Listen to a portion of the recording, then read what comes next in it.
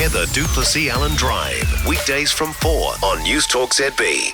If you watch One News, you'll have seen the story last night of the real estate agent who's in a spat over whether she should be forced to do a Māori culture and tikanga course or lose her job.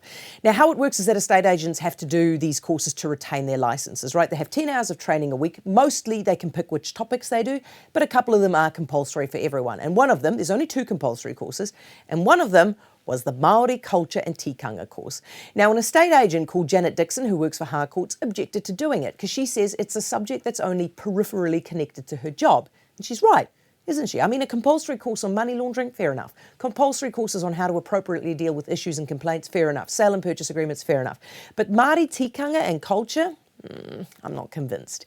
Now, look, I personally think that your life is enriched by learning about different cultures, different ways of thinking about things. Personally, I find this to be one of the most fascinating things in the world. But that is a personal thing. It shouldn't be a job requirement for an estate agent, and certainly not one that might actually leave Janet Dixon banned for 5 years from the job, which is the threat that she faces now.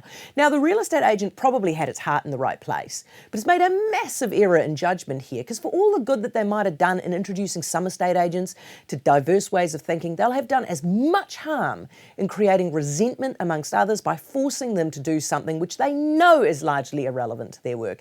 And secondly, by being so heavy-handed that they threatened her with her job. They look like bullies. Now, this is exactly the kind of red tape nonsense that this country does not need if we want to make doing business easier here. If it's not related to the job, leave it out, no matter how worthy you think it is. And for the record, it does say a lot that that course was compulsory last year.